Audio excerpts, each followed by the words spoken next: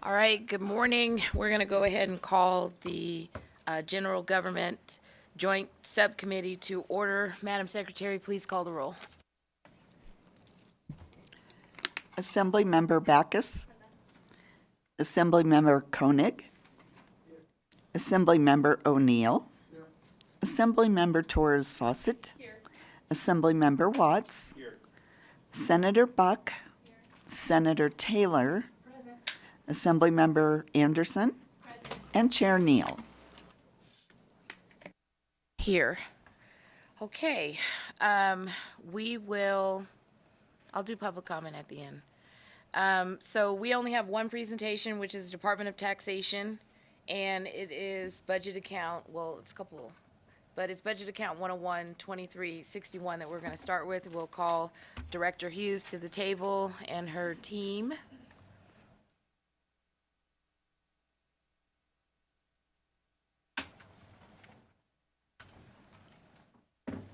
And when you're ready, let us know.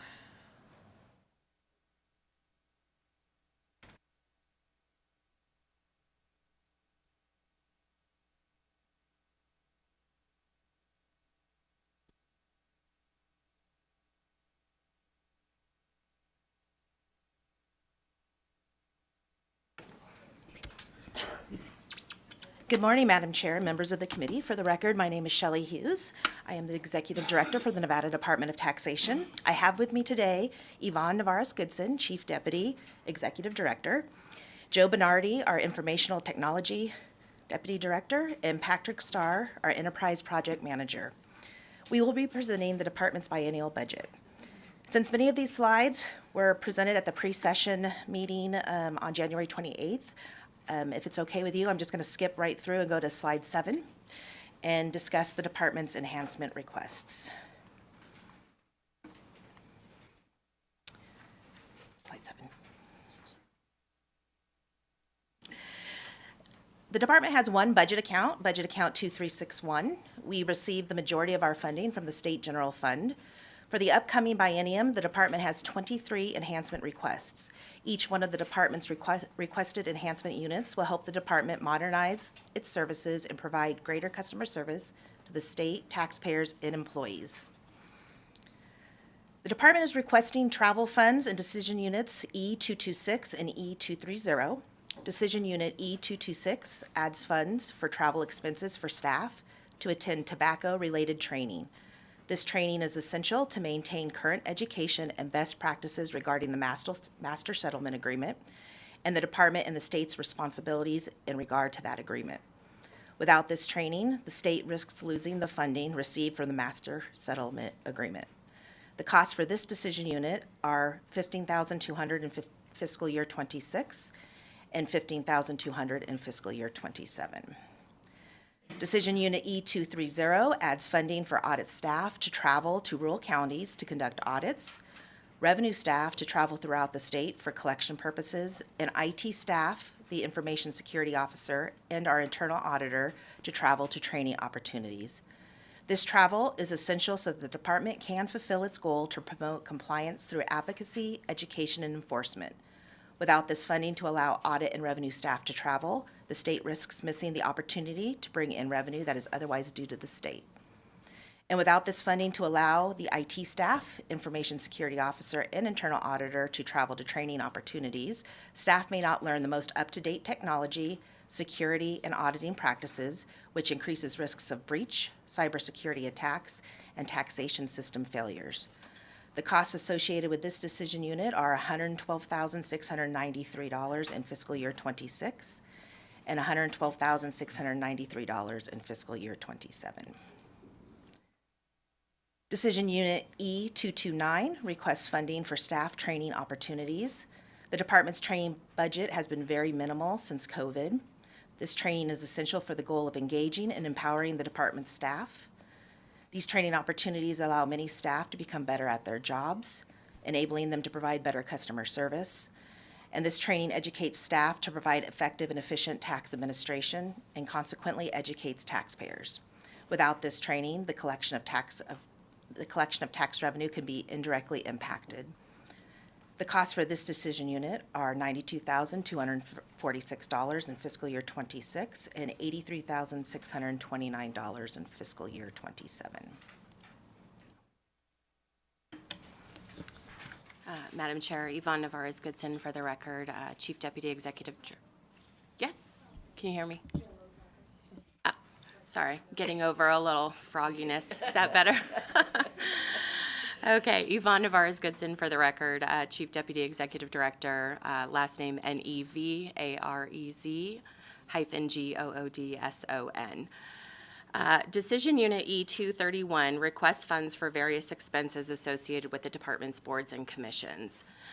This funding would allow members and staff of the department's 4 boards and commissions to travel for each board and commission meeting. The funding also covers expenses for court reporters, newspaper notices, and member stipends for every meeting prep day as well as meeting attendance. This funding is essential to allow these boards and commissions to perform their statutory duties and responsibilities and provide due process to taxpayers and local governments. Without this funding, the boards and commissions would not be able to hold their statutorily required meetings. The costs for this decision unit are $47,610 in fiscal year '26 and $47,610 in fiscal year '27. Good morning. For the record, my name is Joe Bernardi. I'm the Deputy Executive Director for IT. The department requests 5 new positions and the elimination of 1 position and reclassification of 1 position. Decision Unit E680 removes 1 information technology professional position that remained vacant over a period of time due to inability to fill the position. The results in savings are $162,620 in fiscal year '26 and $161,943 in fiscal year '27. Shelley Hughes for the record. Decision Unit E681 adds 1 tax manager position. This position is essential to help the department achieve its goal of promoting compliance and transparency. The department's compliance division is comprised of taxation services, collections, and audit functions. Currently, there is a single tax manager for the revenue section, which is comprised of approximately 130 positions in both collections and tax services functions. We have requested a tax manager for a new taxation services section that would be carved out from the existing revenue section to assist taxpayers in understanding their rights and responsibilities. Taxation services includes customer service, communication, and education efforts. The existing revenue tax manager would continue to oversee the collection side of revenue and continue to function separately with a focus on assisting taxpayers who have fallen out of compliance.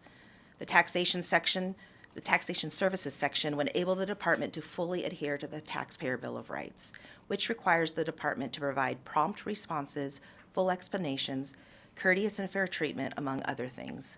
The cost for this decision unit are $91,296 in fiscal year '26 and $120,606 in fiscal year '27. Decision Unit E682 adds 2 training officers. These training officers will assist the department in achieving the goal of engaging and empowering our staff. The department has identified the need to create a small team of trainers to develop a comprehensive training program at the department. These positions are instrumental in enhancing the department's operational efficiency and compliance through the development, implementation, and evaluation of comprehensive training programs. This role is pivotal in ensuring that employees possess the necessary knowledge and skills to effectively execute their duties, contribute to the department's mission, and maintain compliance with tax laws and regulations. And as part of the department's modernization efforts, the training officers will satisfy the critical need for consistency in operations and adherence to the Taxpayer Bill of Rights throughout the state. These positions will serve as trainers and curriculum coordinators for the department. Incumbents will design and develop training curriculum using an instructional design model, deliver formal and informal learning solutions, monitor and evaluate contracted trainers, oversee specific training programs, and recommend a variety of learning solutions. The training officers will also develop an onboarding program for new hires. The costs associated with this decision unit are $52,606 in fiscal year '26 and $199,526 in fiscal year '27. Yvonne Navarez-Goodson for the record. Decision Unit E805 reclassifies an administrative aide to a tax program supervisor. Our modernization project is currently underway and has created the need to reorganize our administrative services division. The department requires a realignment of existing positions to focus resources on the critical needs of the department. Areas of significant change are the accounting financial functions and the department's centralized mailroom. The need for the tax program supervisor is to provide increased oversight and in-depth management of the accounting functions. This position will allow for increased efficiency and accuracy of monetary tasks, training, and supervision. Further, this will ensure that tasks for each team are completed timely and accurately. And in addition to the supervisory duties, the position will review daily deposits, keying errors, and year-end write-offs to ensure compliance with internal controls. The costs for this decision unit are $43,683 in fiscal year '26 and $45,804 in fiscal year '27. Decision Unit 815 adds 2 unclassified general counsel positions. One of the positions will provide legal representation directly to the department with its numerous requests for legal advice on multiple matters that cannot always be addressed timely by the Attorney General's office. The other position will provide legal representation to the Tax Commission for conflict and contested matters. However, for non-conflict matters, the position will serve as a secondary general counsel position for the department. The Nevada Tax Commission is a public body subject to the open meeting law that also serves as the head of the Nevada Department of Taxation. The commission and department are responsible for the administration, interpretation, and enforcement of more than 21 tax types and fees within more than 25 chapters of NRS and NAC within its jurisdiction. The department deals with requests for legal advice on multiple matters on a daily basis and otherwise on a regular and intermittent basis.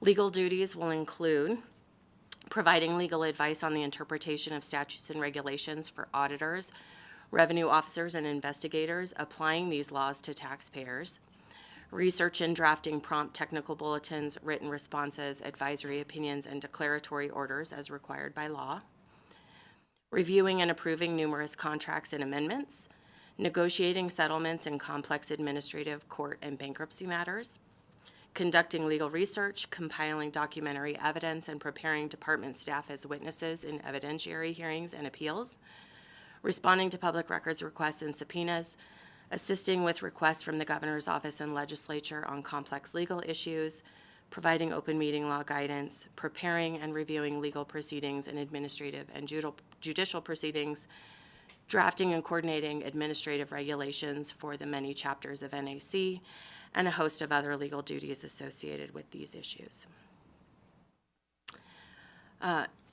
Importantly, the department serves as a party in contested taxpayer cases before the Tax Commission. The department is typically represented by the Attorney General's office as resources permit, or the staff of the department are asked to present legal arguments and interpretations and present evidence in administrative hearings without counsel before administrative law judges and the Tax Commission, often in circumstances where the other party is represented by counsel. Given the number of cases that result in contested matters, the department currently has a year-plus backlog of matters getting to hearing based upon the lack of legal resources.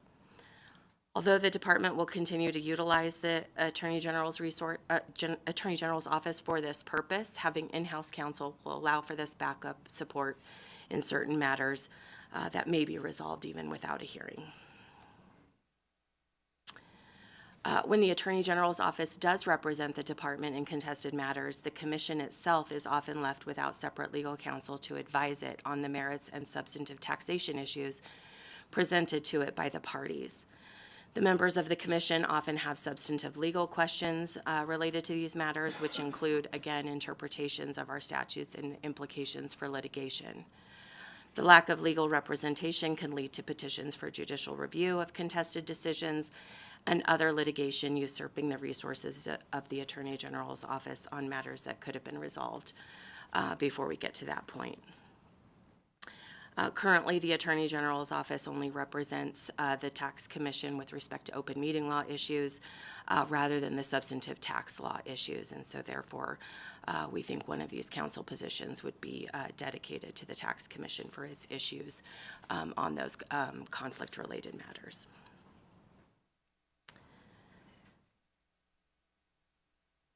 These in-house positions would ensure that the department receives legal representation dedicated to and specialized to the unique needs of the department and its 21 tax types, and protect the revenue collected and distributed to the state.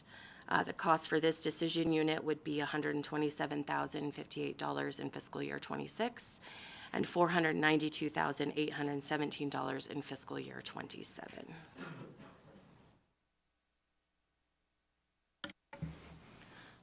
Joe Bernardi for the record. These two decision units will help us with the goal to modernize the department by improving technology and processes. Decision Unit E232 adds funding for an information technology contract to assist with the department's operations backlog. This funding is essential to support legacy system coding and interfaces between the new Mint system and the legacy information systems. This contractor will take over backlog programming tasks to free up IT staff to work on critical Project Mint efforts, such as decommissioning tasks and providing support for rollout 2 and 3 tax types in the new Mint system. Without this funding, the department risks delays and the possibility of errors occurring when transitioning from the current system to the new modern system, which could delay the receipt of taxpayer payments and the department's distributions of revenue to the state and local governments. The cost for this decision unit are $188,698 in fiscal year 26 and $188,698 in fiscal year 27. Decision Unit 233 is an efficiency measure, brought forth by the department as we anticipate a reduction in state mailroom postage expenditures. With our goal of modernization, the department is moving from physical mail to electronic mail when possible. Currently, the department expends funds to physically mail communications with taxpayers about their tax accounts, including tax deficiency notices. Given the capabilities of the new electronic system, the department will propose legislation that would provide authorization for the department to provide such correspondence and other notices or decisions via electronic communications or electronic mail, except where there are other legal requirements for such delivery in person or by mail. Such electronic delivery of correspondence would result in the expected cost savings recognized in this decision unit. I want to note that receipt of electronic correspondence is not a mandatory measure. The department will also offer the ability for a taxpayer to opt out of receiving electronic mail if they choose. A corresponding budget bill draft request will be forthcoming to add language to our various chapters of NRS to allow the department to provide communications by electronic means when possible. The savings are $22,344 in fiscal year 26 and $22,344 in fiscal year 27. Decision Unit E320 funds new and expanded software licenses, which includes upgrading from Adobe Reader to Adobe Professional, an increase in the number of licenses for Pluralsight IT training, an increase in the Fortinet FortiCare licenses, the purchase of a data match tool for use by revenue officers, and an Active Directory monitoring tool. The costs associated with this decision unit are $152,148 in fiscal year 26 and $56,353 in fiscal year 27. Decision Unit E550 augments the production storage for legacy systems. All of the department's legacy data is stored on the flash storage, which is currently at 70% capacity. This is needed for the future growth of data with an anticipated need in the second year of the biennium. If the agency gets near or reaches the maximum storage amount, all business operations related to tax types in Phase 2 and Phase 3 of the department's modernization project could be severely impacted. The costs associated with this decision unit are $0 in fiscal year 26 and $92,296 in fiscal year 27.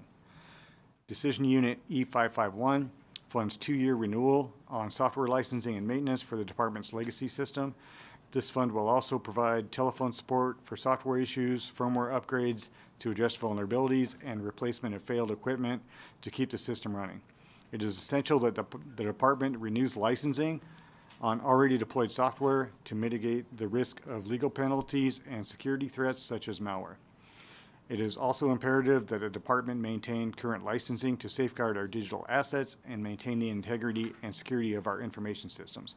The costs for this decision unit are $211,069 in fiscal year 26 and $74,500 in fiscal year 27.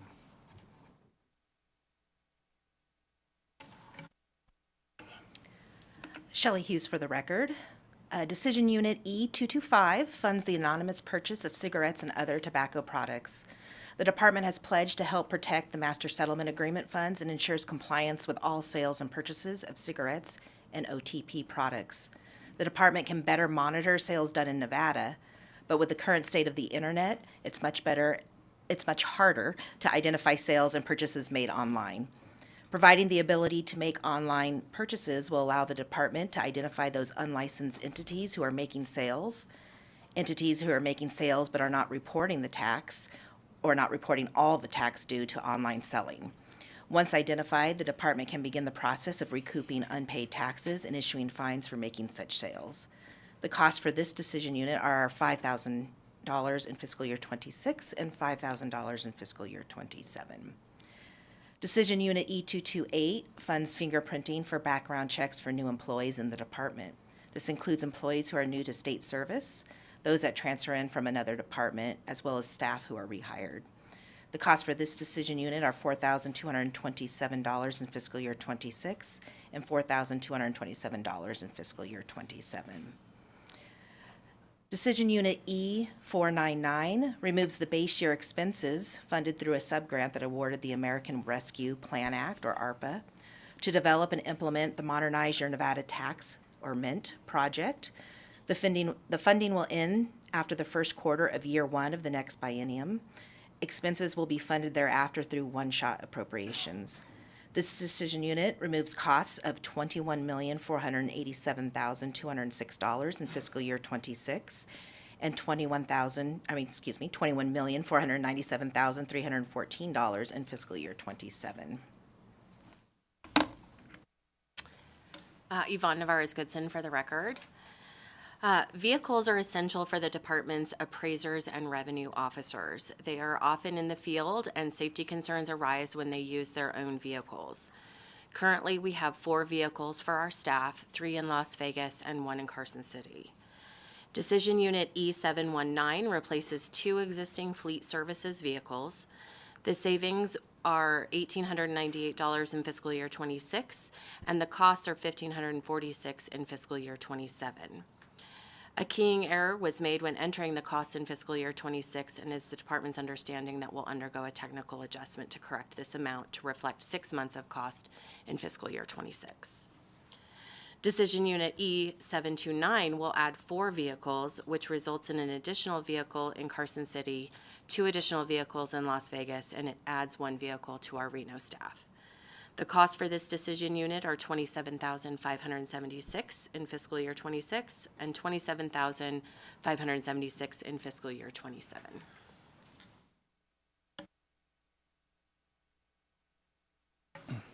Joe Bernardi for the record.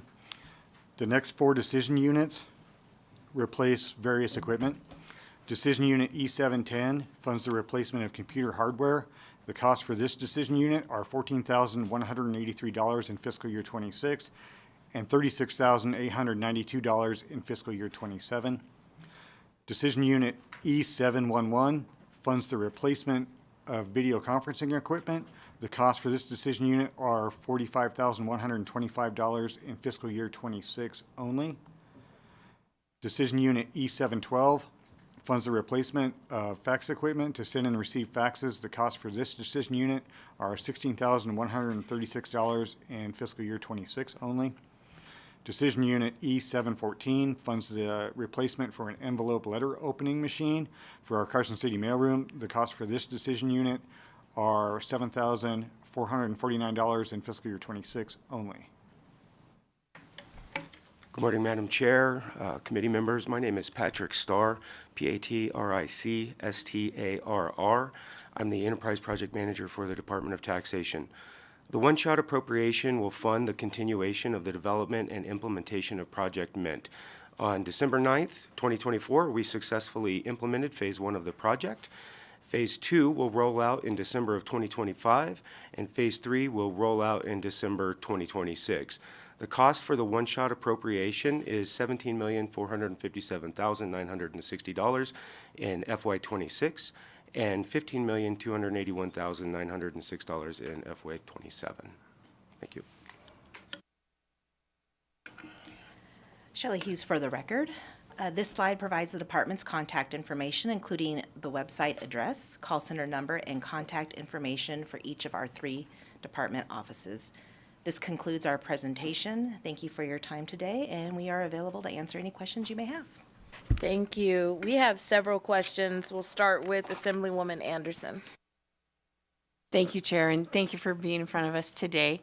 My question, I wish I could just go straight to one slide, but it feels like there's in many slides.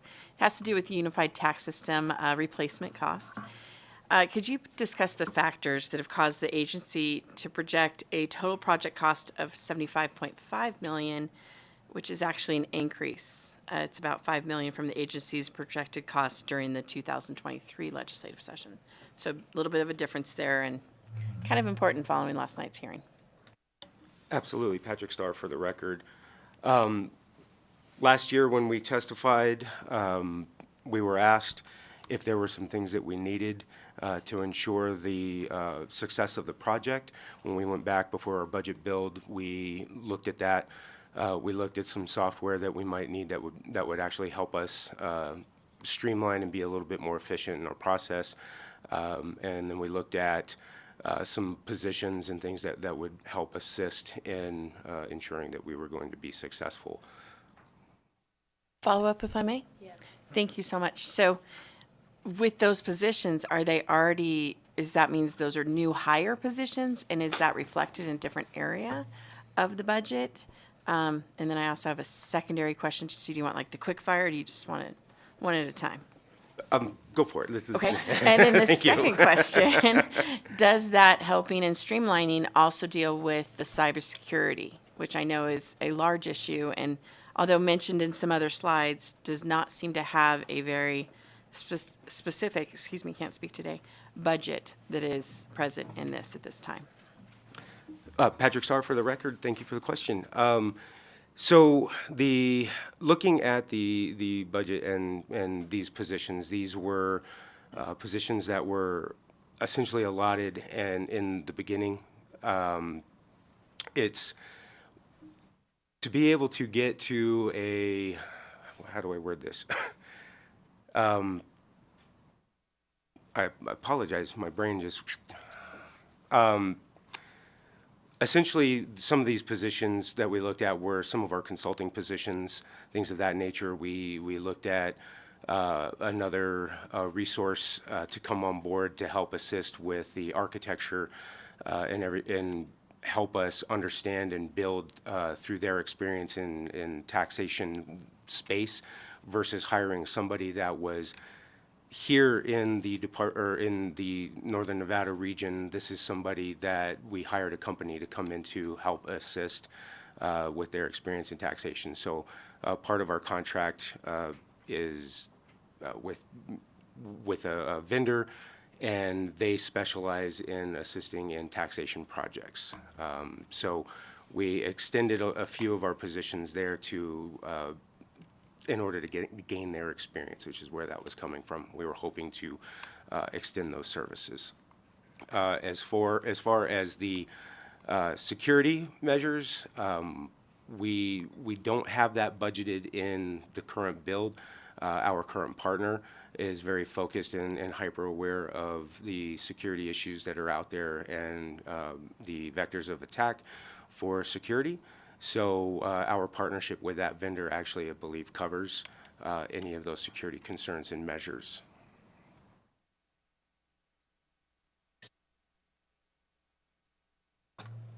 Thank you for that.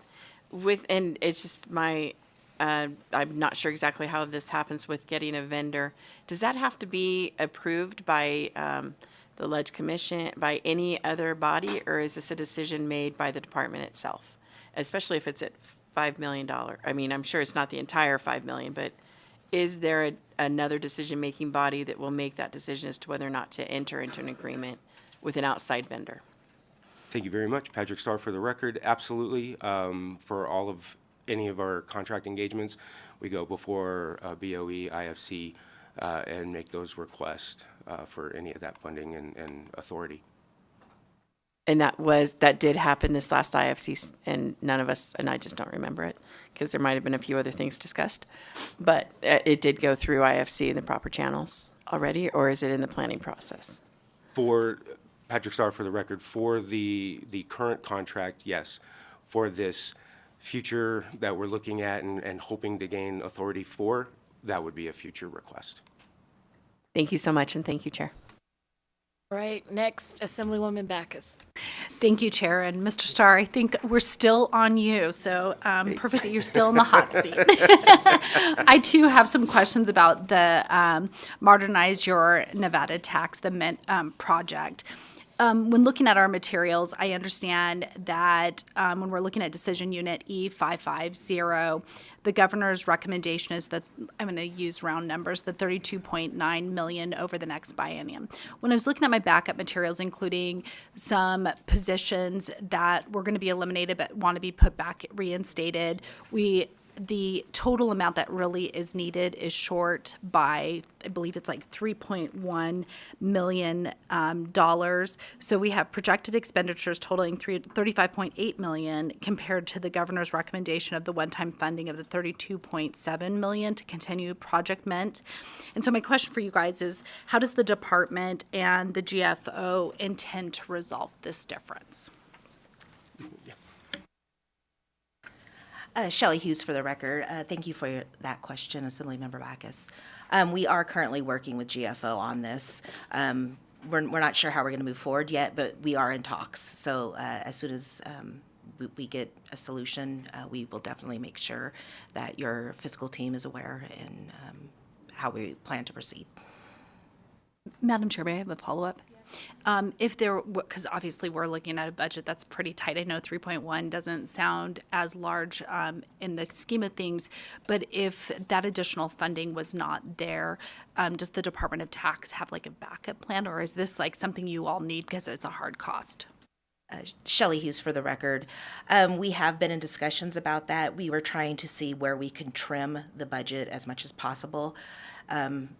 Obviously, a lot of what we've put in the budget is important for the success of the project, but if it came down to it, we could find ways to trim that budget. Okay, Assemblyman Watts. Thank you, Chair. So continuing on the topic of MENT, I know that the first phase was rolled out at the end of last year. Obviously we know that Core NV recently had its first phase rolled out. There's some issues with that. I don't know if we've ever had a rollout of a system that's been completely flawless. So there's always going to be some bugs and glitches that are encountered as we completely go live. So can you discuss any issues that you've encountered or seen so far with the rollout of the first phase of MENT, and I think two parts to that. One, anything that you've seen. Second, anything that the independent validator has noticed so far as well or flagged for you. Thank you, Patrick Starr for the record. I'm actually proud to say that from a technical perspective, we launched and everything is operational. The issues that we face today are normal issues that fall in line with a project, things like business processes that need to be adapted that didn't quite get there, and those are some internal training issues that we face. Acceptance is one. We still have some team members that are wanting to default to the old ways, and that's just a natural progression, and we have a change management office that is assisting with that. very, very proud of this rollout and how simple it has been. And I'm actually proud to say that it is a good place to be where we have people problems versus technical problems. Shelley Hughes for the record. Can I just add Yeah. one thing? If any of you would like to see a demo, we are providing demos. Please contact me and we'll be happy to provide you a demo. We are providing one later for Senator Neal and her committee. I'm sure they'll want to come to Senate Revenue. See that. All right. Okay. So next we have Assemblywoman Torres Fawcett. Thank you, Chair Neal, and thank you so much for the presentation. So in the slides, you reviewed some of the changes that you're going to be making to the training program so that there's an internally developed training program. And I'm just wondering how that's going to improve agency operations compared to the current existing training resources, and specifically what gaps or inefficiencies exist in the current approach, and how an in-house program will enhance the competency, compliance, and overall performance of those programs. Shelley Hughes for the record. So currently, our training consists of our supervisors putting together a training plan and training their various staff. Where the gaps come is first of all, our vacancy rate is, we have brought it down, it's at 13%, but we still have a vacancy rate. And so with the turnover, they're constantly having to train new staff, and it takes them away from their normal duties. With 2 new training officers, the plan is to have one in the north and one in the south, both to have the same training manual that is consistent to provide training to both our auditors in the north and the south, our revenue officers in the north and the south.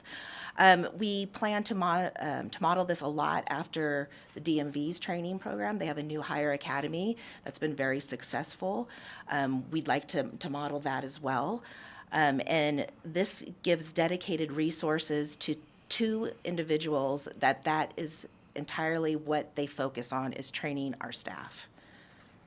I hope that answered your question.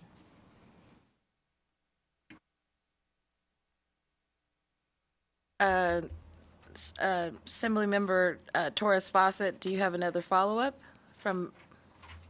Okay. Yeah, and so I'm just wondering then whether or not the recommendation of this training program is going to require for us to have to continue the other external training programs that currently exist, or if the plan would be to remove those from proposed budgets. Shelley Hughes for the record. Both these requests would still be valid. The training officers would provide more of the training for our staff in their everyday duties and roles. The training requests that we're asking for in the other decision unit, those are training opportunities for our IT staff, tobacco staff, executive team members with tax administration, to learn best practices within tax in general. So we see a difference between the 2 types of training. One is more training for job-related tasks. The other is more for taxation as a whole. Thank you for that. So next we have Senator Taylor. Thank you, Madam Chair. Good morning, and thank you for the presentation. Madam Chair, if you allow, I have a couple of questions. First of all, you talked about the backlog, right? Okay, I'm gonna go to the general counsel, right? Bringing some in-house. Do a little tag team right here, okay? Okay, well, thank you. Good morning. You talked about there's a backlog of cases over a year or so, I think is what you said, right? Of cases that are waiting to be assigned a hearing because you don't have the legal resources. Can you just give me an idea, or give us, I guess, an idea of about how many cases are there, and then about right now, without these extra resources, about how long does it take for a case to actually be on that backlog list, if you will, and then get assigned a hearing? Thank you, Yvonne Navarez-Goodson, for the record. I don't have the exact number of the backlog of cases, and it can certainly depend on the complexity of the case, but I will say that we currently have a situation in which we have probably at least 15 to 20 cases awaiting assignment for legal representation. So they have had a request for a hearing. We're waiting for an assignment for legal counsel with the resources that are currently available to even be assigned to work with the staff to move that case into hearing. So with that in mind, though, that backlog is at about a year. Okay, thank you very much, Madam Chair. My second question. It's so if the general counsel positions are approved, right, how long do you think it would take to clear that backlog? Thank you again, Yvonne Navarez-Goodson, for the record. Our intention, even with requesting these general counsel positions, is that we would continue to partner with the AG's office, and we would still utilize their services to help represent the department in both contested case matters as well as litigation that affects the state as a whole. So my intention would be that where the Attorney General's office did not have the resources to assist in representing the department in those contested cases, our general counsel position would step in to assist staff with those cases, and we would get that backlog, in my mind, would not be longer than a couple of months by the time we got caught up. Okay, so just a couple of months if you got more help? Again, yes, once we were caught up, my expectation would be that cases would be set for hearing within a couple of months of the request for the hearing. Okay, how long until you get caught up? I'm sorry, maybe I didn't make that clear. Do you anticipate if you get these two positions? Again, Yvonne Navarez-Goodson, for the record, I would imagine with these positions coming into place, I think we have the first position not slated to come into place until halfway through the first fiscal year. So it could take us a year to get actually caught up. But then my expectation would be that by the end of the biennium, we would be coming back to you next session indicating that there's no longer a backlog. Thank you very much. Appreciate it. Thank you, Chair. Thank you for that. So I just want to follow up a little bit on what Senator Taylor was bringing up. So there's a backlog because the AG doesn't have the special counsel or expertise to deal with it, but you don't know the type of cases that are backlogged? Thank you, Senator Neal. Yvonne Navarez-Goodson, for the record. I'm sorry if I misspoke. That was not the intention. So we do have the 21 different tax types, and requests for appeal come in any kind of tax type. Currently, the Attorney General's office would assign us a Deputy Attorney General to represent us in these cases that go forward to hearing. So it's simply a resource issue that the Attorney General's office is also having with dedicated attorneys general for the tax department specifically to assign attorneys for each of those cases. And so they do assign them, it's just that there is a backlog of those cases to be assigned currently. And, I know you already answered this, but I have to ask it again. And so you don't know, okay, so we know they're complex, we know they need a special counsel, but we don't know how many there are? Again, Yvonne Navarez-Goodson, for the record, I could certainly get you a number of cases currently going through hearing, but I will tell you that we probably have a backlog right now of cases that have not even been assigned, of approximately 15 to 20 cases that have yet to even be assigned. Can you give an idea, what's the average time it takes for a complex case to from start, you receive it, assignment to conclusion? What's the average time that it takes for the AG to look at it? Because that would help you, understand this backlog statement? Sure. Okay. Again, Yvonne Navarez-Goodson, for the record. I don't want to give false information on the record about an average time, but I'll get that information to you and the committee. But again, depending on the complexity of the case, it could be that a case is going through hearing for a year or longer, particularly if it results in litigation, or it could be that it's a relatively simple matter that we can negotiate an outcome or get it to hearing and get a resolution from the ALJ within a few months. Okay. All right, so I have questions that kind of, it dovetails into this conversation on it was your slide on your counsel that you want to hire. So there are two, correct? Are you aware that the Attorney General and their admin budget are also asking for one new counsel? So how does that change what your plan is if theirs is approved? And technically, that new counsel on the AG side, the one, would actually be a help to you guys because they serve all the boards and commissions. Yes, thank you. Yvonne Navarez-Goodson for the record, Madam Chair. In our estimation, one of the reasons that we're requesting the general counsel positions is because of the backlog. But the other reason is really twofold. Number one, our tax commission itself does not have its own dedicated counsel to advise it with respect to tax-related issues when we have cases and other issues that come before the tax commission. So when we do have representation from the Attorney General's office, the Attorney General's office is representing the department itself, often in contested cases. So that is one reason why we've requested two separate general counsel positions.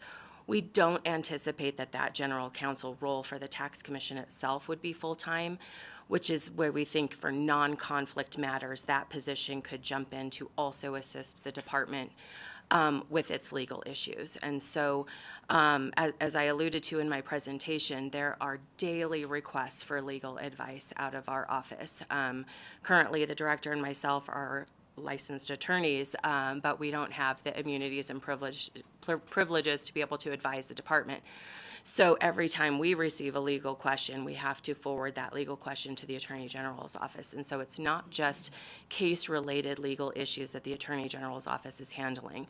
They help us with responses to written requests that we get from parties. They assist us with advisory opinions, declaratory orders. All of the litigation that we are currently confronted with at the department is all currently with the Attorney General's office. So my expectation in response to your question is that the reason that the AG's office is requesting additional support is to have dedicated tax-related specialty to assist it with all of the requests it gets from our office. We continue to want to partner with the AG's office. We will still need their assistance with representation in contested cases and complex litigation to make sure that the state is protected and to make sure we collaborate on those resources. But it would be my expectation that the AG's office is also looking for specialty assistance in tax-related matters. Thank you for that response. And just a quick follow-up. So you've said a lot, and I'm assuming that the AG's office is aware of these concerns. And have you had a conversation with them about your plans on the two council members and the one that they're bringing on? And so there can be some, I guess, reconciliation, whether or not there's duplication, where these attorneys would be housed. Yeah, again, thank you for the record, Madam Chair. Yvonne Navarez-Goodson. Yes, we have had initial conversations with our Chief Deputy Attorney General about our intention to request these particular positions, as well as he has informed us of his intention to request the one additional dedicated Attorney General. I think we do have to have additional conversations to flesh out, what our expectations are for the respective positions. Just for clarity, though, with the two general counsel positions that the department is requesting, those positions would be housed in-house in the department office, not in the Attorney General's office. And then final question I just want to go back to, and I want to be clear on whether or not I heard it right. So for the two unclassified general counsel positions, you said that you may not need them full-time? No, again, for the record, Yvonne Navarez-Goodson, we would need both positions full-time. It's expected at this point that one of those general counsel positions will be 100% full-time dedicated to the Department of Taxation. The second general counsel position will have part of the duties responsible directly to the tax commission itself for conflict or contested related matters. So the department serves as a party in contested cases before the tax commission. And so in those matters, the department is not able to simultaneously advise the commission because we're a party in those matters. And so in those contested cases where the Attorney General's office is representing the department, the commission itself is often left without legal counsel. So the goal for those types of conflict or contested cases would be that the commission itself would have dedicated counsel, through one of these general counsel positions, at least part-time. And then when the responsibilities of that general counsel do not need to be dedicated full-time to the tax commission, we would utilize those services at the tax department in non-conflict matters. Okay, so I said it was final, but it's not final. So in decision unit E815, so for FY '26, you have 127,000, and that is for 2 or 1?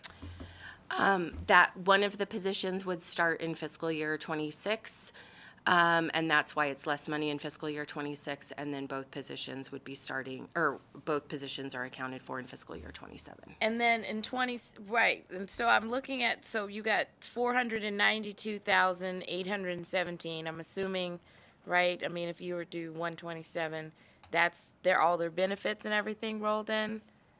Yes, Madam Chair, Yvonne Navarez gets in for the record. That's Okay. correct, yes. All right. And then,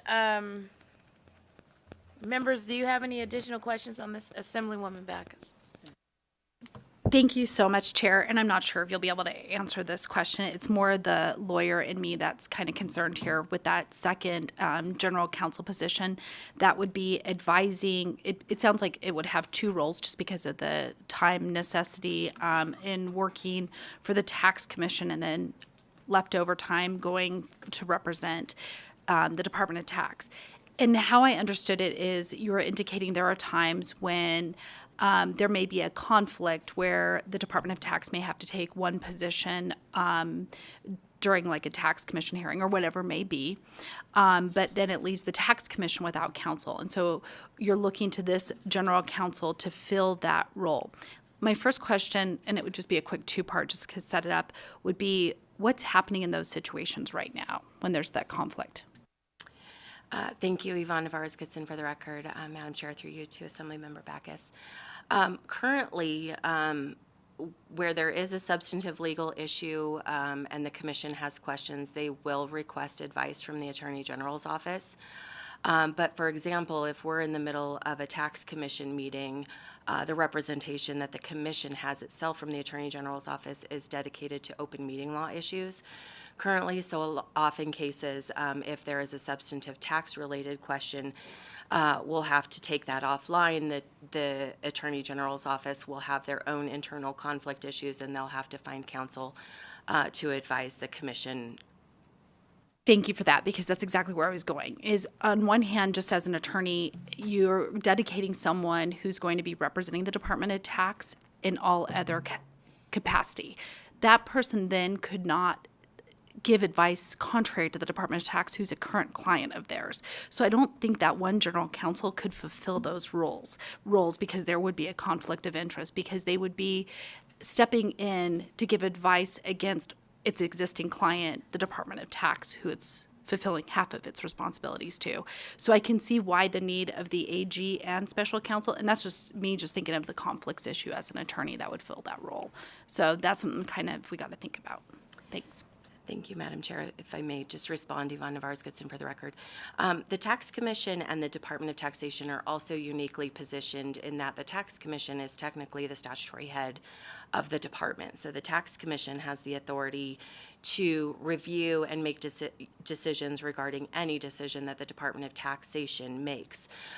So there are provisions in our statutes, for example, that would prohibit the department from challenging a decision of the Tax Commission on judicial review, for example. So if we have a contested case and the Tax Commission rules potentially against the, position that the department would have taken, that's the law, right? The department isn't going to challenge that commission decision because they are the head. So we are aligned in a lot of ways with the Tax Commission in the sense that issues of taxation policy, how we interpret our statutes, how we interpret our regulations, those should all be consistent approaches between the Tax Commission and the Department of Taxation. And so the hope is, where that one position in non-conflict matters could advise both, it would be on issues that would not be in conflict or specifically related to a contested matter in that sense. I don't know if that helps answer that question, but. All right, we have another question from Assemblyman Watts. Thank you, Chair. So my colleague, Senator Taylor, asked about kind of the forward-looking perspective on the backlog. I have a question looking backwards. So I want to know, can you tell us a little bit more about the timeline of how this backlog developed? When did you realize that the current capacity was not meeting your needs and that the backlog was starting to grow? Again, thank you, Madam Chair. Thank you, Assemblymember Watts, Yvonne Navarez-Goodson, for the record. I would suggest that I personally started recognizing it about the May timeframe. So when we receive requests for hearing, we compile those requests, we acknowledge them with the taxpayer, and then we assign a list to the Attorney General's office where we'll indicate, hey, you know, we've had this many requests for hearing. We've vetted those requests. These are situations in which the opposing the taxpayer is represented by counsel, or there's a strong legal issue that would require representation. And so we had a short list in January. By May, I noticed that that list was growing, and unfortunately, the Attorney General's office has been fraught with the same issues that are going around with the state, you know, having turnover with attorneys representing tax-related issues and having vacancies in their own staff. So they've done their due diligence to try to get these cases assigned, but again, it was May that I started to notice, you know, I had probably 10 cases that needed to be assigned, and then after May to probably November, we were up at 20 plus cases that needed to be assigned.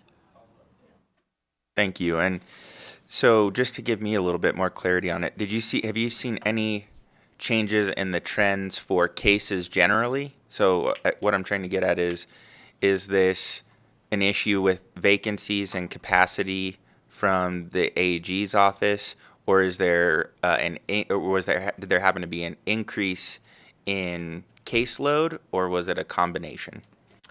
Thank you again, Yvonne Navarez-Goodson, for the record, Assemblyman Watts.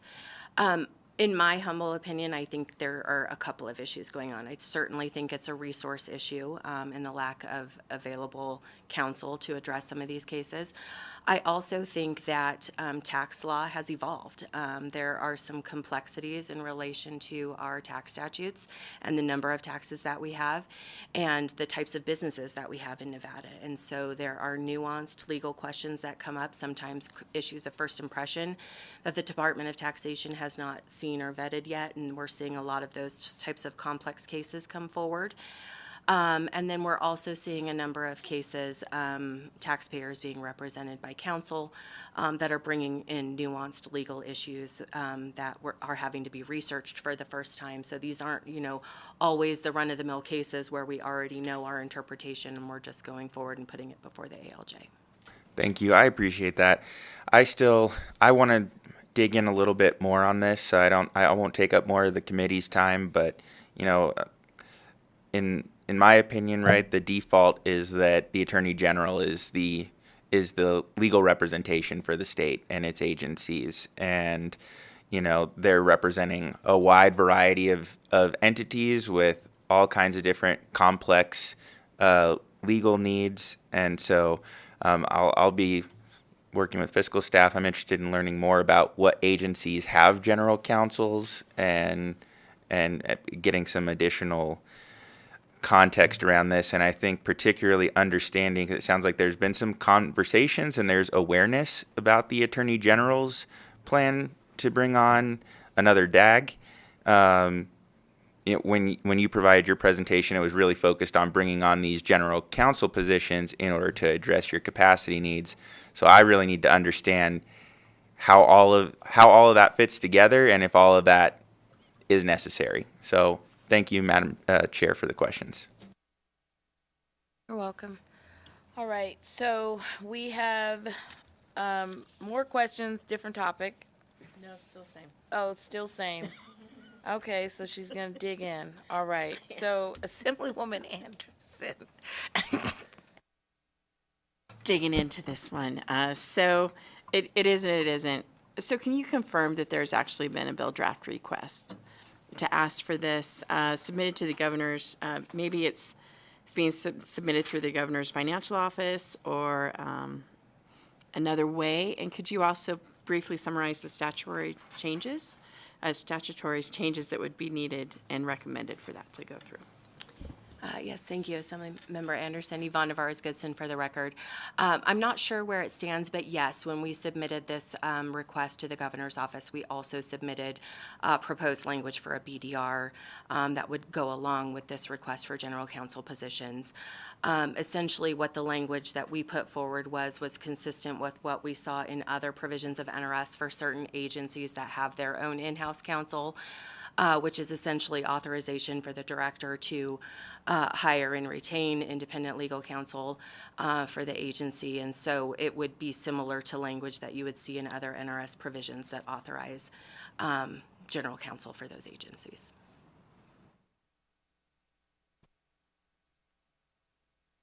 Thank you so much. Is there a way that you could possibly share it with our staff as well, so that way they are ready for it? Yes, absolutely. Thank you. Thank you so much. So next we have Assemblywoman Backus. Thank you, Madam Chair. I'm still, of course, obsessing on the general counsels, but let's move to a different topic. Let's talk about the tax managers. I believe that's page 12 of your presentation that you did today. I'm still trying to. I can see a need when you have one manager representing 130 employees. That does sound like a lot of work, and you did kind of start laying out the need, and I understand my backup material would have the new manager overseeing 59 individuals. I kind of was hoping that you could discuss the anticipated benefits of splitting up the revenue sections, collections, and taxation services into the separate units and adding that new tax manager position. Shelley Hughes for the record. Yes, so you hit it on the head that one tax manager for 130 employees. It's been very overwhelming and draining for that tax manager to focus all of her attention both on the tax services side and as well as the collection side. So the revenue officers, they go out, they collect the revenue that is due, but we also have a call center and front counter representatives that help and assist taxpayers. So the goal would be to split these sections up between a collections side and a tax services side, where the one tax manager would still oversee the collections and focus their attention on collections and education, enforcement, and advocacy for taxpayers to stay in compliance. And then the other tax manager would provide those tax services, which would be assisting taxpayers with their questions, registering, helping them file their returns. That's nature of business. And so, as you mentioned, yes, it would probably be close to a 50-50 split of our staff going between the tax services section and the collection section. It's so funny because I know I've sat through a lot of presentations regarding Mint, and I know that Mint was going to kind of step in, so I don't know if it's not going to be able to help, but I know sometimes I'm not sure where this tax manager that's overseeing the 130 is staying, like whether they're nearing retirement or where they're at in their career. But if we were not to approve the new tax manager position, would the department still be able to move forward with the restructuring of the revenue section into the two separate sections, still having that one person at the head? Shelley Hughes for the record. We could move forward with splitting the sections. Again, we'd still have the problem of one tax manager supervising 130 employees. Mint is helping, with customer service issues. However, we still get customers calling, we still get taxpayers coming into the office, and we want to be able to be there and provide those services for those taxpayers.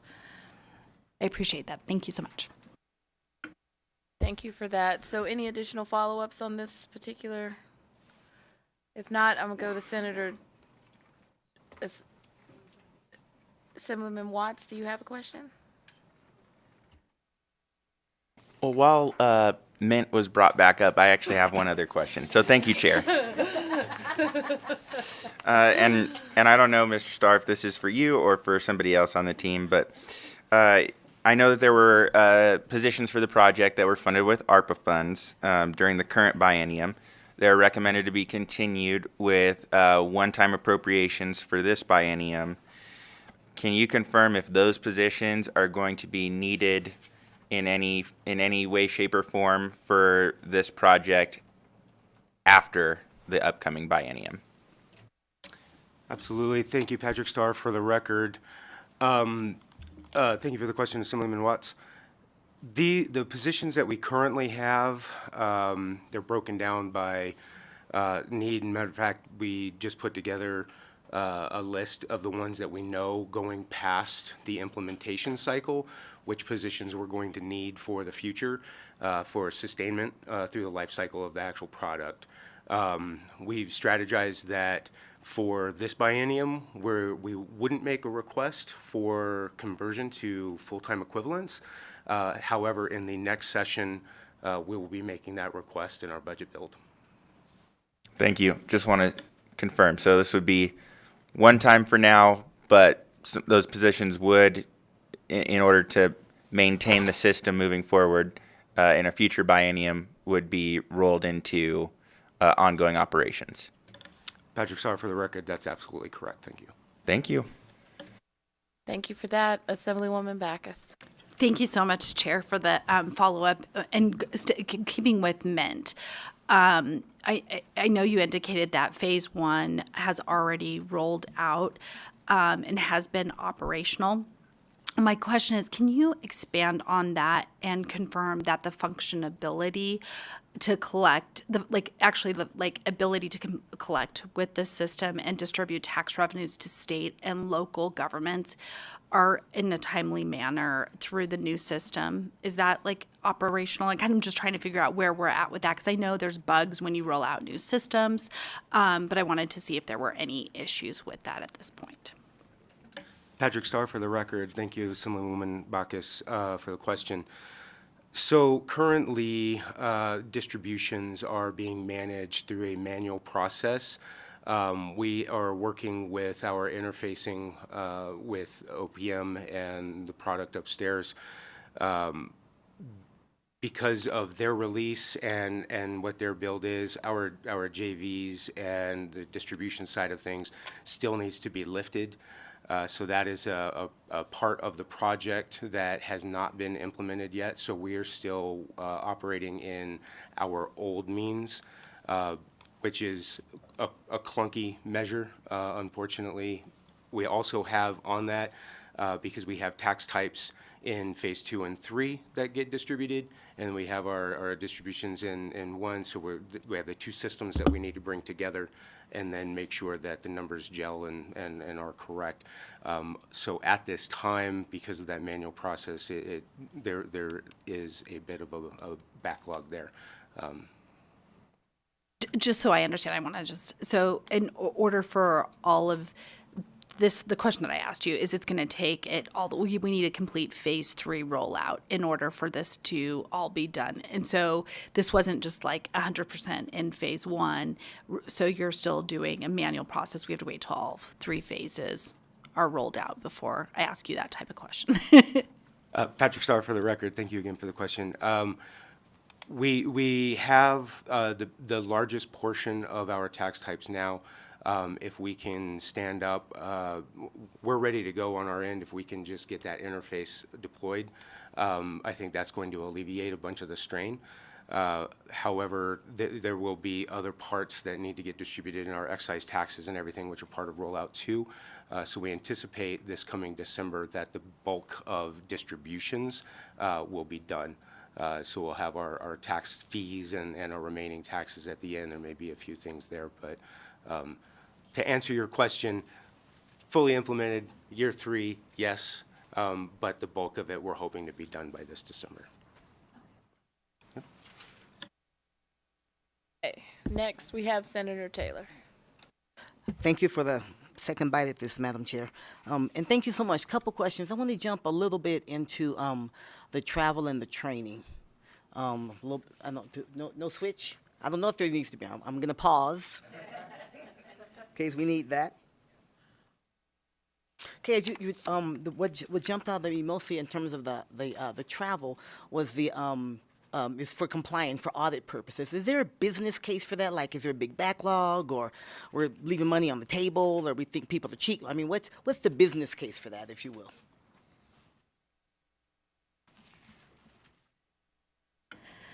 Shelley Hughes for the record. I think the business case for that is just educating our staff on audit techniques, the best way to audit a taxpayer. Some of the training that we go to, it's with all 50 states. So we get to talk to sales and use tax auditors, auditors that deal with excise taxes, learn best practices. What's the best way to audit a business? Those type of trainings. Same thing with revenue. What's good revenue tools to use to collect? So if that's the business, it's not so much a backlog. It's more of just educating, training, learning best practices. Well, if I may follow up, so the training request, I'm looking at slide 8, Decision Union E230, and I'm looking for the question that really was about, is that why the compliance? That's why the travel for them is for training? Sorry. Shelley Hughes for the record. Okay. I misunderstood Okay, you. good, thank you. I was going to say, I don't think that's what I asked. Okay, good, thank you. Thank you so much. Yeah, so Shelley Hughes for the record. Our audit staff would need to travel to our rural locations for audit. That is for travel purposes for decision unit. Yeah, it's the business case for that travel again. Is there a backlog, or again, we think people are cheating, or what? That's what I was So asking. we have so currently, we have an audit rate of, I believe it's about 1% of all taxpayers that we audit. And so this would allow us the opportunity to fulfill that 1% rate. So it's not that there's a backlog, it's just that this is part of their duties, that we need to make sure that taxpayers are educated and are in compliance with the tax laws of Nevada. So are we not doing is that best practice, 1%? Correct. And what are we doing now? I'd have to look that up, but I can get that number for you. Okay. My next question, and thank you, Madam Chair. If the governor's request for 2 new training positions, if that's approved, that goes forward and so on, right? Will that have any impact at all on the need for travel for the audit team? Shelley Hughes for the record. It should not have any impact at all for the need to travel. These auditors would still have to go out, travel, and audit businesses throughout the state of Nevada. In addition to our revenue officers would have to go out and still collect from taxpayers in Nevada. Okay, my final question is, if either of those were not approved, right, the travel or the training, how would that impact the agency? Shelley Hughes for the record. Since COVID, our training and travel budget has really been depleted. It would affect how we can go out and collect the revenue for the state of Nevada. We would not be educating our taxpayers. We would not be getting out, making sure taxpayers are in compliance. And so we would be relying on taxpayers with their reporting and their understanding of the tax laws, which could be incorrect. So it could indirectly impact how much revenue we bring into the state. Thank you so much. I appreciate it. Thank you, Madam Chair, for your indulgence. Thank you. So Assemblymember Anderson. Thank you. So I actually have 2 questions. So during the COVID time, it was depleted, but we weren't able to travel. So why were you just not funded during that time? I'm confused as to how that became depleted. Shelley Hughes for the record. Yes, we weren't traveling. We weren't going to training opportunities, so we didn't use those budget funds.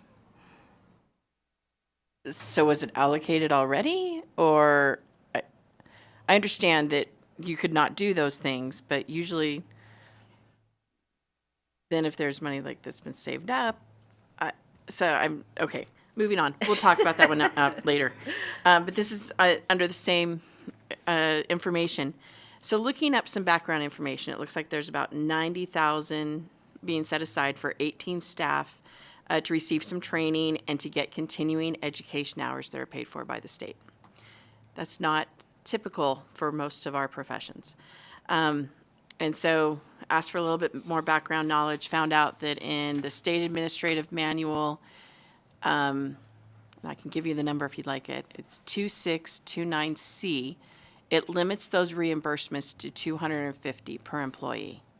So per year for continuing education credits. And the reason why we have that is based upon, again, that state administrative manual. So is that staying within that $250 reimbursement, or is this in addition to it?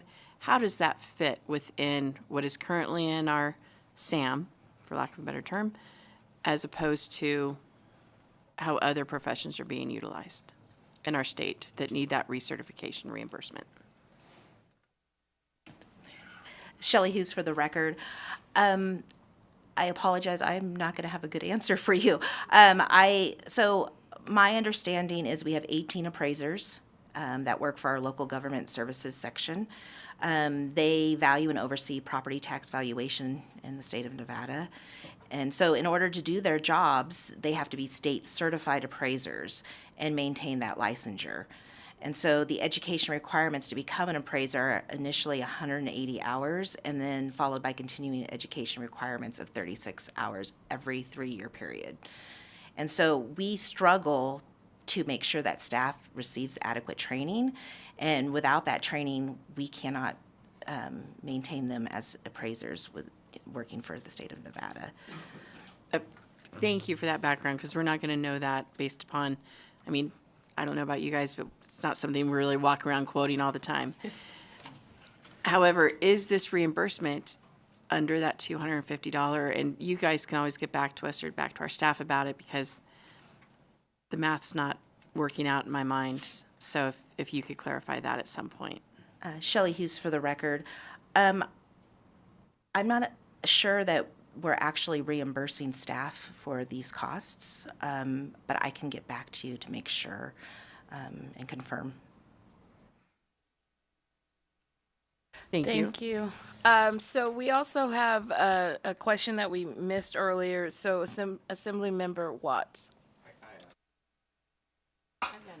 Okay. So on a different subject, right, Assemblywoman Anderson. I got questions today. So looking at some background information, the rent for the Reno office appeared to have not been utilized or not been added into the governor's office. If you could, and so some of our background information kind of went into it, and it just feels really odd, because it feels like we're renting for a little bit, and then we're going to be buying for a little bit, and it's from the same people, and I might have taken financial management a number of years ago, but it feels like we're kind of wasting our money for a little bit there. So if you could go into that, that'd be great. Shelley Hughes for the record. So currently our Reno location that we are in, the lease expires at the end of, well, it just expired at the end of January. And so we found an additional location at the time it was being leased. It's our understanding that it's one of the buildings that is subject to purchase. I would need to confirm with the Department of Administration on that fact. But so from our lease, I believe our lease will start in April of this year. And so we would move into the building in April, and then if this body approves the purchase of that building, then we would move into it would move into a state-owned building. And So how do you plan to pay for that rent, though, until that time frame? And I think there's a different subcommittee that will be looking at the whole process of the rent lease by issue, but wow, that needs some clarification too at some point. Shelley Hughes for the record. It's my understanding that we did try to include the rent into our budget, but I would need to have our administrative service officer come to speak to that.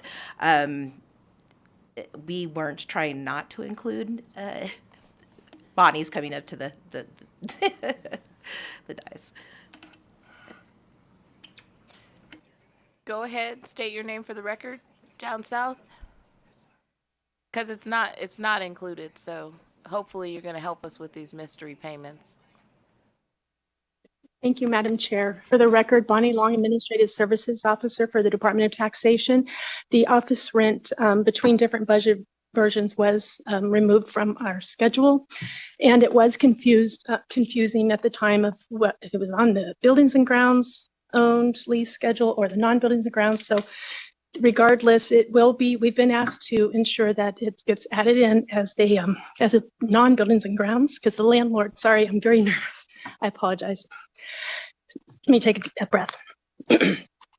The landlord for the current lease that is signed that starts in April is the non-B&G landlord.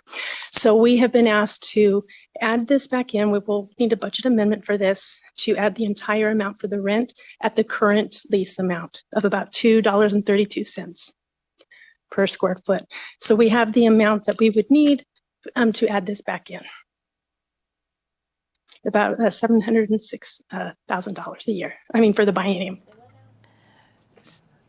So thank you. And I know that it's kind of weird to have to speak to a bunch of empty chairs up there. It's really interesting and you're doing well. So thank you so much. Could you repeat those numbers for us again so that way we can make sure to write them down? And then after that, just to verify, it is going to be added into your budget at some point since it is not from B&G. Again, for the record, Bonnie Long, Madam Chair, through you to Assemblymember Anderson. I will go through the figures. Yes, we definitely need to add this into our budget. We would not be able to absorb this cost. The amount that we would need in the year one would be $347,000 and $347,286. The second year, we would need $359,619. I have a follow-up on that one. So I can't help myself from saying ridiculous comments like riddle me this. So in these 2 years, is this money, because I think you said it was roughly $706,000, is this going towards the actual purchase of the building, or are we just paying rent and then it has no bearing on the final, because I think the building is 24 million. So, I mean, in my world, right, I'm going to pay you rent and the rent is going to go towards the ultimate purchase.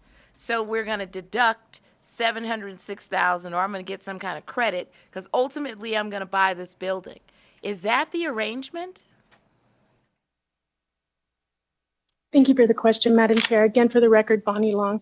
I'm not sure when exactly this will be happening, but as far as what we need to get into our budget is the amount for the, I don't know how it will be offset or with the purchase or anything like that, but just what we need in our budget in the event it doesn't get purchased would be the amounts provided. If it is purchased by January of 2025, that we had the dates around that we had been told, then our rent would go down to $1.81 per square foot. I don't know how they would, and then I don't know how they would factor it in. That's up to with the Department of Administration. So this is a question, and I know I'm gonna probably dig into this on the other side on the K-12 CIP part, but is this building in good shape? You got heat? You got plumbing? Is everything good? Is the building okay? Shelley Hughes for the record. Are you speaking of the current building? I'm or the talking new? about the one you're leasing, that you're expecting to get into a lease and then ultimately purchase. Shelley Hughes for the record. Yes, it is working. It's currently, I believe, the Department of Public Health is located on the second floor. We would be taking the first floor of this building. It's in an ideal location for taxpayers in Reno to come and utilize our services. I'm not concerned about ideal. The question is, will you move in and then all of a sudden you're like, oh, the toilets don't flush. The lights don't come. You understand what I'm saying? Because we've been hearing a lot of that where it's like, okay, we got in and all of a sudden there's a sewer problem. So, I mean, it's just, maybe you should start asking questions on the experience and what's happening for the second floor tenants. I'm just trying to make sure we're getting bang for our buck as we do these massive purchases of buildings. And clearly we're paying out a lot of money to rent and we don't own, right? Just very interesting dynamics going on. Okay, I'm gonna leave that right there. Let's follow up. So based upon, thank you, Chair, for this time, and thank you, Director. I know that this is not your world, and so that's where my question comes from. Are you the one that makes the decision as to where your department will be moved? Or is that, even though it's coming out of your budget, or is that coming from a different entity that finds it for you? Shelley Hughes for the record. Yes, when we are looking for a new location, we are provided with the available buildings in the area. We did go and tour the facility. It's a nice facility. Things were in working order, so I anticipate that once we move in, things will remain in working order. So just to verify, basically B&G is the realtor and like says, this is available and this is available, and the place on Main Street, the place on Second Street, the place on Elm Street, which one do you want? Is that kind of how it works? Shelley Hughes for the record. Basically, yes. Any additional questions? I just had one on the decision unit E712, and that'll be the final question. Just close it out unless members pop up with something. I know in the pre-session conversations, you wowed the committee with the whole fax usage, but this one says, for FY26, it's $16,000 for a fax. Well, two, and so I guess is this the one of those price is right faxes where? Or is it the fax that has like the copier all rolled in, and so that's why it's like a little bit more expensive? I would love to see visual imagery of what a fax costs for 8K. Thought I was going to get off the hook. For the record, Joe Bernardi. You're right, we talked about some institutions like banks require faxes still. What we're currently doing is we have a fax appliance, and we have one north and one south, and the companies have stopped making those. So what we priced out here was an offering that they do where it's a virtual machine, and we host it in our server environment, and we have one north and one south to take faxes in and do fax stuff. I don't know if that's at all helpful. No, that makes more sense that it is internet version of the fax system and that you're paying a vendor to operate, and then that makes more sense, right? Thank you for that clarification. All right, so with that, members, any additional questions? Seeing none, thank you guys for your presentation. It was enlightening, and we will close our discussion on this Nevada Department of Taxation budget, and we will open up for public comment. Thank you, guys. Is there anyone here for public comment? Seeing none, is there anyone down south for public comment? BPS, is there anyone on the phone line for public comment? Chair, the public line is open and working. However, there are no callers at this time. All right, so this meeting is adjourned.